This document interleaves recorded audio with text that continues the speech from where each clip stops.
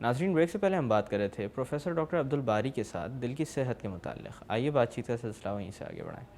Doctor صاحب، جیسے کہ آپ نے تذکرہ کیا تھا کہ مختلف ادارے ایسے موجود ہیں، جیسے انڈس ہاسپٹل کا آپ نے ذکر کیا، سرکاری اسپتال بہت سارے ایسے ہیں جہاں پر کم کاسٹ میں یا بغیر کسی معاوضے کے دل کے سلسلے میں جو بھی علاج درکار ہوتا ہے وہ فراہم کیا جاتا ہے مریضوں کو. انڈس ہاسپٹل کے ساتھ آپ کا کیسا تجربہ رہا، اور اس نے لوگوں کی ریچ کے اندر صحت کو کہاں تک لے آیا ہے، اور اس کا ویژن کیا رہا؟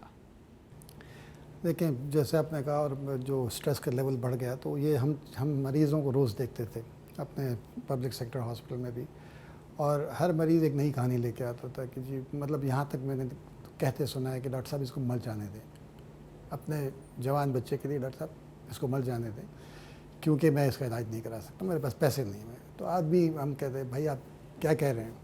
ڈاکٹر صاحب اس کو بچاتا ہوں تو گھر میں 5 مرتے ہیں، تو یہ سودا برا نہیں ہے. تو یہ چیزیں ہم لوگوں کو ہمیشہ ہر وقت ہر او پی ڈی ہر مریض کے ساتھ ایک ڈپریشن رہتا تھا کہ یار نہیں، ہم نے کچھ کرنا چاہیے. تو پھر ہم لوگوں نے انڈس ہاسپٹل کے لیے ایک بنیاد ڈالی اور اس کو شروع کیا. اس کے ساتھ الحمدللہ ہماری ایکسپیکٹیشن سے زیادہ، جیسے میں نے آپ کو بتایا کہ ویٹنگ لسٹ بڑھتی جا رہی ہے، سب کچھ ہے. Indus hospital is a paper less hospital, is a cash less hospital, کوئی کیش کاؤنٹر نہیں ہے یہاں پر. اور ایک صاحب نے مجھے بڑی اچھی بات کی کہ یہاں پر میں آتا ہوں تو مریضوں کے چہرے پر یا ان کے اٹینڈنٹ کے چہروں پر پریشانی نہیں ہوتی ہے، کیونکہ کہیں بھی، کیونکہ اس کا ماں باپ بچہ کوئی بیمار ہے، موت و زیست کی کیفیت میں بھی ہے، لیکن پریشانی نہیں ہے اس کے میں. تو میں نے بہت سوچا کیوں ہے. انہوں نے کہا کہ مجھے ایک ہی چیز نظر آئی کہ جہاں پر کہیں آپ کسی بھی ہاسپٹل، پرائیویٹ ہاسپٹل میں، ایک تو آپ کے پاس پیسہ نہیں ہے، دوسرا ایک میٹر چل رہا ہے کہ جی یہ ابھی یہ ٹیسٹ ہے تو اس کے اتنے پیسے ہو گئے، آج کا کل بل اتنا تھا، آج اتنا ہو چکا ہے. تو یہاں ایسی کوئی سوچ نہیں ہے، ایسی کوئی فکر نہیں ہے، تو سکون سے بیٹھے ہوئے. تو جہاں ابھی تو 150 بیڈڈ ہاسپٹل ہے، الٹیمیٹلی اس کو ہم 750 1000 بیڈ تک لے جائیں گے. اس کے علاوہ ارادہ یہی ہے کہ ہم ایسے پارٹنرز ڈھونڈیں جو اس چیز کو لے کے چلیں، اور خاص طور پر انٹیریئرز آف پاکستان میں یہ جائے اور اس کے اندر اس کو پھیلائیں اس کو، اور پارٹنرز ڈھونڈیں. اگر وہ نہیں کریں گے تو ہم خود آگے بڑھ کے چلیں گے، کیونکہ ہمیں انٹیریئرز اگلے 20 سال نظر نہیں آتا کہ کچھ بہتری ہوگی. جو دیکھیں، ویژن بنا لینا، اس کے اوپر عمل کرنا ایک الگ بات ہوتی ہے. ویژن بنا لیا، لیکن یہ بنا تھا، یہ جو رپورٹ بنی تھی آج سے 5 سال پہلے، لیکن آج تک کیا ہوا؟ کچھ نہیں ہوا. اب ایک طریقہ تو یہ ہے کہ احتجاج کریں، آپ نے کہا توڑ پھوڑ کریں، اور دوسرا طریقہ ایسا ہے کہ آپ ایگزامپلس کریٹ کریں. الحمدللہ انڈس آ گیا ہے. اب گورنمنٹ ہم سے کہتی ہے کہ ہمارے سیٹ اپ لے لیں، آپ اس کو چلائیں اس کو. تو ایڈوکیسی اسی طریقے سے بڑھتی ہے جب آپ ایگزامپلس کھڑا کرنا شروع کرتے ہیں. لوگ کہتے ہیں جی وہ تو کر رہے ہیں نا، آپ کیوں نہیں کر سکتے؟ آپ کے پاس تو ریسورسز بھی ہیں. انسان کو زندگی گزارنے میں جی. بھی رول ماڈلس کی ضرورت اور پڑتی ہے. انفارچونیٹلی اس ملک کے ساتھ اتنی اکنامکس کے باوجود بھی، اتنے خراب حالات کے باوجود بھی یہاں دینے والے لوگ موجود ہیں، اور وہ صرف یہ جگہ دیکھتے ہیں کہ جہاں پر کام صحیح ہو رہا ہوگا نا، پیسے کی کوئی کمی نہیں ہے. اس وقت 5 کروڑ روپے مہینے کا خرچہ ہے اس ہاسپٹل کا. آج تک کوئی کام رکا نہیں کہ پیسہ نہیں ہے. ہم سوچتے ہیں پریشانی آئی نہیں کہ جی ابھی یہ خرچہ آ رہا ہے، اس کا اللہ تعالیٰ کوئی انتظام کر دیتا ہے. تو آپ کو ایک ایسا کریٹ کریں گے تو اس ملک میں تبدیلی، اس ملک میں بہت دم ہے، بہت خم ہے، ان کے لوگوں میں بہت ہے، سب کچھ ہے دینے میں. یہ ملک آپ اسٹیٹسٹکس دیکھ لیں، ملکوں میں ڈونیشن، اس ملک میں پاکستان 1 آف the 3 فرسٹ 3 میں آتا ہے جہاں لوگ پیسے دیتے ہیں، ٹیکس نہیں دیتے. ٹھیک ہے، لیکن اس کی بھی وجہ ہے کیونکہ ان کو نظر نہیں آتا نا کہ کچھ خرچ ہو رہا ہو. اگر لوگوں کو نظر آ جائے گا تو لوگ ٹیکس بھی دیں گے. ہم جب ایسی جگہوں کو دے سکتے ہیں، اور ایسے نہیں دیتے کہ جی جب مجھے پہلا ہمارا خرچہ تھا، ایک صاحب کے پاس میں گیا کہ آپ کا خرچہ کتنا ہے؟ میں نے کہا جی 24 کروڑ روپے سال کا. 24 کروڑ صاحب میں انہوں نے کہا ڈاکٹر صاحب $1 ملین میری طرف سے. $1 ملین اس وقت 60 روپے کا ڈالر تھا، جو 6 کروڑ روپے ہو گیا.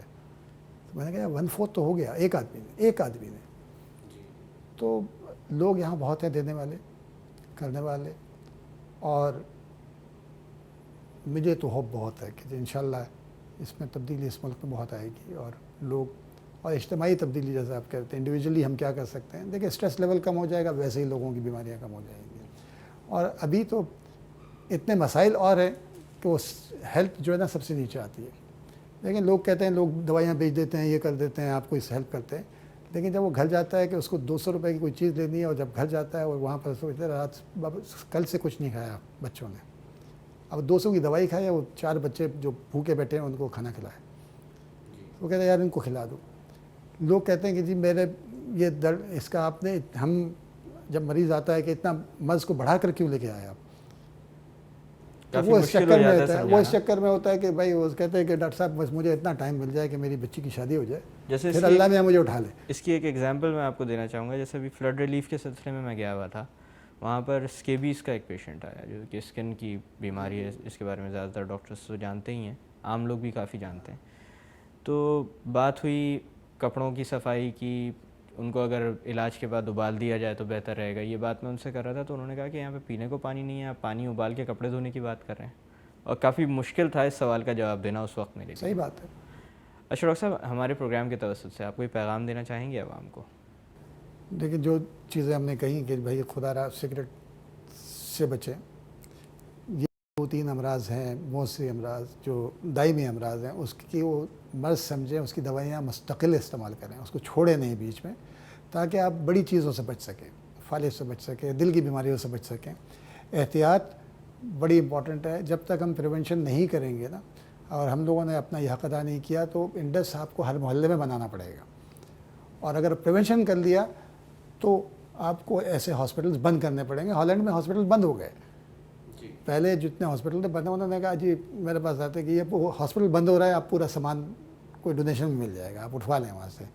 تو جگہوں پہ ہاسپٹلز بند ہو رہے ہیں. ہمارے یہاں تو ابھی بہت بنیں گے, بہت ضرورت ہے. لیکن بہتر یہی ہے کہ ہم کو پریونشن پہ کام کریں, کیونکہ اس کے اوپر کاسٹ بہت ہے. پریونشن کے اوپر جو کاسٹ لگتی ہے نا, اس کا امپیکٹ ماسز پہ آتا ہے. اور جتنی یہ انورٹڈ پیرامڈ ہے, کیونکہ جو ٹرشری کیئر پہ جو کام خرچ آتا ہے وہ زیادہ آتا ہے, اس میں فائدہ کم لوگوں کو ہوتا ہے. اور پرائمری لیول پہ ماسز کو فائدہ ہوتا ہے, پیسہ کم لگتا ہے ریلیٹیولی. تو میرا اپنا یہ کہ پریونشن پہ کام کریں, احتیاط کریں, اور جو ڈاکٹر ایڈوائز کرے کسی ایک پہ یقین کر لیں کہ یہ مجھے صحیح بتا رہا ہے, اور پھر اس کی بات کو مانیں, پڑوسی کے نہیں, دوست کے نہیں, محلے کے نہیں. اور آپ جو سارے کہ جی کینسر کا علاج میں کر دوں گا, اس کا میں علاج کر دوں گا, اگر ایسا ہوتا تو یہ میڈیسن ہوتی نہیں, بیماریاں نہ ہوتی, اور میڈیسن کے سارے نوبل پرائز پاکستان کو ملتے ہیں, کیونکہ کینسر کا علاج یہاں ہو سکتا ہے اور بہت ساری چیزوں کا. بہت بہت شکریہ ڈاکٹر صاحب کہ آج کے اہم دن آپ نے ہمیں وقت دیا اور بہت ساری اہم معلومات بھی فراہم کی. آپ کا بھی بہت شکریہ. ناظرین, جیسے کہ ڈاکٹر عبدالباری سے بات ہو رہی تھی اور انہوں نے بڑی خوبصورتی سے بتایا کہ اسٹریس کا بڑا گہرا تعلق ہے دل کے عارضے کے ساتھ. اسی مناسبت سے ایک اور بات آپ کو میں بتاتا چلوں کہ ڈپریشن یا نفسیاتی مسائل کا رجحان بھی بڑھتا جا رہا ہے وقت کے گزرنے کے ساتھ ساتھ. اسٹریس کیوں ہوتا ہے یا اس قسم کے مسائل پیش کیوں آتے ہیں؟ اس چیز کا جواب جو مجھے ملا وہ یہ تھا کہ کوتاہیاں کہیں نہ کہیں ہم سے خود بھی سرزد ہو رہی ہوتی ہیں. ہم عموماً ان چیزوں پر انگلی اٹھاتے ہیں جو خامیاں ہمیں دوسروں میں نظر آ رہی ہوتی ہیں, جبکہ ہم اپنے اندر پائی جانے والی خامیوں کو نظر انداز کر دیتے ہیں. اگر ہم تھوڑا سا احتساب کریں اپنے آپ کا, تو میرے خیال سے ہم اپنی زندگی کو بھی اور دوسروں کی زندگیوں کو بھی بہت آسان بنا سکتے ہیں. انہی الفاظ کے ساتھ مجھے ڈاکٹر اکرام کو اجازت دیجیے. اپنا خیال رکھیے گا. اللہ حافظ.